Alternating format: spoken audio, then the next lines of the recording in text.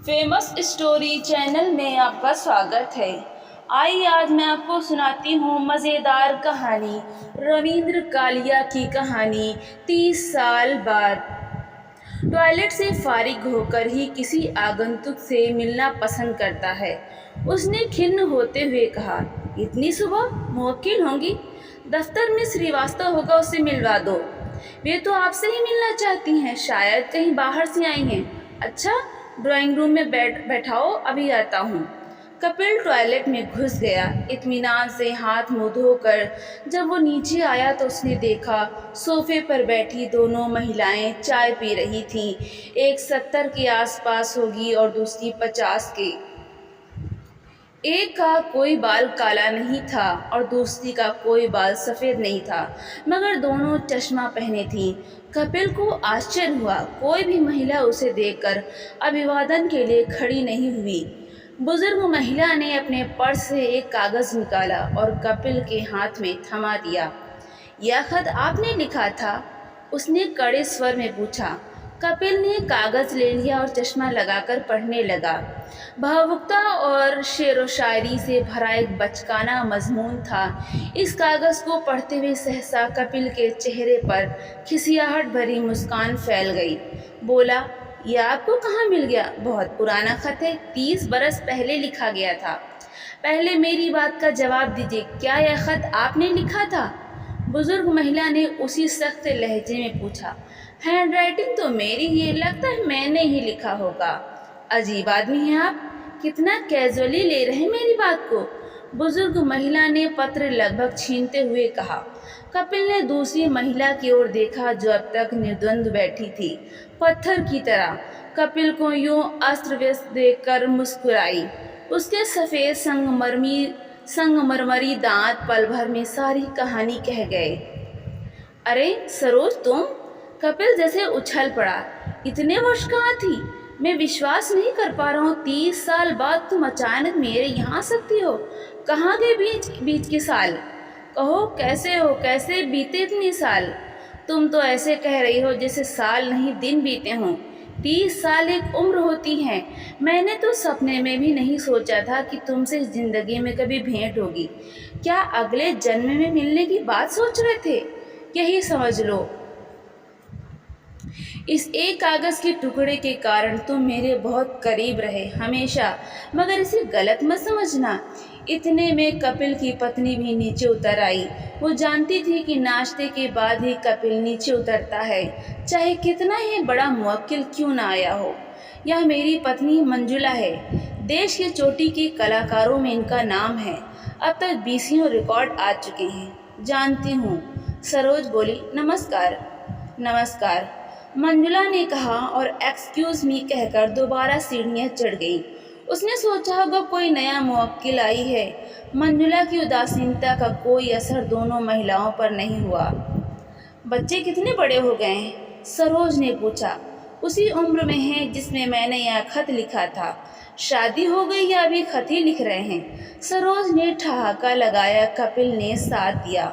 बड़े की शादी हो चुकी है, दूसरे के लिए लड़की की तलाश है। क्या करते हैं? बुजुर्ग महिला ने पूछा। बड़ा बेटा जिलाधिकारी है बहराइच में और छोटा मेरे साथ वकालत कर रहा है, मगर वो भी कॉम्पिटिशन्स में बैठना चाहता है। सरोज की मांग में सिंदूर देखकर कपिल ने पूछा, तुम्हारे बच्चे कितने बड़े हैं? 2 बेटियां हैं, एक डॉक्टर है, दूसरी डॉक्टरी पढ़ रही है। किसी डॉक्टर से शादी हो गई थी? कपिल ने पूछा। बड़े होशियार हो, सरोज ने संक्षिप्त सा उत्तर दिया। तुम भी कम होशियार नहीं थीं, कपिल ने कहा। कपिल के दिमाग में वो दृश्य कौन गया जब कक्षा की पिकनिक के दौरान नौका विहार करते हुए सरोज ने एक फिल्मी गीत गाया था, तुमसे आया न गया, हमसे बुलाया न गया। तुमने इनका परिचय नहीं दिया? कपिल ने बुजुर्ग महिला की ओर संकेत करते हुए कहा। इन्हें नहीं जानते? ये मेरी माँ हैं। कपिल ने हाथ जोड़कर अभिवादन किया। अब भी सिगरेट पीते हो? पहले की तरह नहीं, कभी कभी। सरोज ने विदेशी सिगरेट का पैकेट और एक लाइटर उसे भेंट किया। तुम्हारे लिए खरीदा था यह लाइटर कोई 10 साल पहले। इस बार भारत आई तो लेती आई। क्या विदेश में रहती हो? कपिल ने लाइटर को उलट पुलट कर देखते हुए पूछा। हाँ, मॉन्ट्रियल में मेरे पति भी तुम्हारे ही पेशे में हैं, कनाडा की लीडिंग लॉयर। सरोज की माँ ने जोड़ा, लगता है तुम्हारी जिंदगी में वकील ही लिखा था। कपिल के मुंह से अनायास ही निकल गया। सरोज ने अपने पति की तस्वीर दिखाई। एक खूबसूरत शख्स की तस्वीर थी।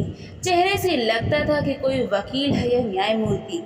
कपिल भी कम सुदर्शन नहीं था, मगर उसे लगा वो उसके पति से 19 ही है। उसने फोटो लौटाते हुए कहा, तुम्हारे पति भी आए हैं?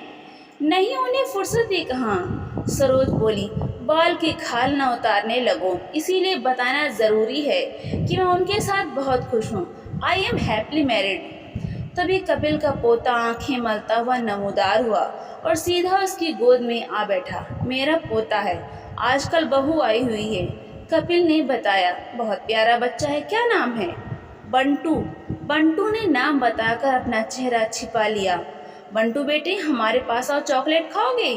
खाएंगे, उसने कहा और चॉकलेट का पैकेट मिलते ही अपनी माँ को दिखाने दौड़ पड़ा। कोर्ट कब जाती हो? उसने पूछा। तुम इतने साल बाद मिली हो, आज नहीं जाऊंगा, आज तो तुम्हारा कोर्ट मार्शल होगा। मैंने क्या गुनाह किया है? सरोज ने कहा। गुनाहों के देवता तो तुम पढ़ा करते थे, तुम ही जानो। अच्छा, यह बात बताओ, जब मेरी दीदी की शादी हो रही थी तो तुम दूर खड़े क्यों रो रहे थे? कपिल सहसा इस हमले के लिए तैयार न था। वो अचकचा कर रह गया। अरे, कहाँ से कुरेद लाई हुई इतनी सूचनाएं, और वो भी इतने वर्षों बाद? तुम्हारी स्मृति की दाद देता हूँ। 30 साल पहले की घटनाएं ऐसे बयान कर रही हो जैसे कल की बात हो। यह याद करके तो आज भी गुदगुदी हो जाती है कि तुम रोते हुए कह रहे थे, एक दिन सरोज की भी डोली उठ जाएगी और तुम हाथ मलते रह जाओगे। अच्छा, यह बताओ कि तुम कहाँ थे जब मेरी डोली उठी थी? कम ऑन सरोज, कपिल सिर्फ इतना कह पाया, मगर यह सच था कि सरोज की दीदी की शादी में वो जी भर कर रोया था। यह बताओ बेटे कि सरोज को इतना ही चाहते थे तो कभी बताया क्यों नहीं उसे? सरोज की माँ ने चुटकी ली। खत लिखा तो था। कपिल ने ठहाका लगाया। इसने जवाब ही नहीं दिया। खत तो इसने उसी दिन मेरे हवाले कर दिया था, सरोज की माँ ने बताया। जब तक रिश्ता तय नहीं हुआ था, बीच बीच में मुझसे मांग मांग कर तुम्हारा खत पढ़ा करती थी। मेरे लिए बहुत स्पेशल है यह खत, जिंदगी का पहला और आखिरी खत। शादी को इतने बरस हो गए, मेरे पति ने कभी पत्र तक लिखा नहीं। प्रेम पत्र क्यों लिखेंगे? वो मोबाइल कल्चर के आदमी हैं। हमारे घर में सभी ने पढ़ा है यह प्रेम पत्र, यहाँ तक कि मेरे पति मेरी बेटियों तक को सुना चुके हैं यह पत्र। मेरे पति ने कहा था कि इस बार अपने बॉयफ्रेंड से मिलकर आना। इसका मतलब है पिछले 30 बरस से तुम सब परिवार मेरी मोहब्बत का मजाक उड़ाती रही हो। यह भाव होता तो मैं क्यों आती 30 बरस बाद तुमसे मिलने? अच्छा, इन 30 बरसों में तुमने मुझे कितनी बार याद किया? सच तो यह था कि पिछले 30 बरसों में कपिल को सरोज की याद आई ही नहीं थी। अपने पत्र का उत्तर ना पाकर कुछ दिन दारू के नशे में शायद मित्रों के संग गुनगुनाता रहा था। जब छोड़ दिया रिश्ता तेरी जुल्फे स्याह का, अब सैकड़ों बल खाया करे मेरी बला से। और देखते देखते इस प्रसंग के प्रति उदासीन हो गया था। तुम्हारा सामान कहाँ है? कपिल ने अचानक चुप्पी तोड़ते हुए पूछा। बाहर टैक्सी में, सोचा था नहीं पहचानोगे तो इसी से चंडीगढ़ लौट जाएंगे। आज दिल्ली में ही रुको, शाम को कमानी में मंजुला का कंसर्ट है। आज तुम लोगों के बहाने मैं भी सुन लूँगा। दोपहर को पिकनिक का कार्यक्रम रखते हैं, सूरज कुंड चलेंगे और बहू को भी घुमा लाएंगे। फिर मुझे तुम्हारी आवाज़ में वो भी तो सुनना है, तुमसे आया न गया, हमसे बुलाया न गया, याद है या भूल गई हो? सरोज मुस्कुराई। कमबख्त याददाश्त ही तो कमज़ोर नहीं है। कपिल ने गोपाल से सरोज का सामान नीचे वाले बेडरूम में लगाने को कहा। बाहर कोयल कूक रही थी। क्या कोयल भी अपने साथ लाई हो? कोयल तो तुम्हारे ही पेड़ की है। यकीन मानो मैंने 30 साल बाद यह कूक सुनी है। कपिल शर्मिंदा होते हुए फलसफाना अंदाज में फुसफुसाया, यकीन नहीं होता मैं वही कपिल हूँ जिससे तुम मिलने आई हो और मुद्दत से जानती हो। कुछ देर पहले तुमसे मिलकर लग रहा था वो कपिल कोई दूसरा था जिसने तुम्हें खत लिखा था।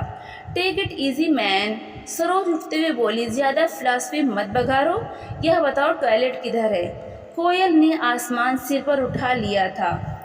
तो दोस्तों, आपको ये कहानी कैसी लगी, लाइक करें, ज़्यादा से ज़्यादा शेयर करें और कमेंट करके हमें ज़रूर बताएं।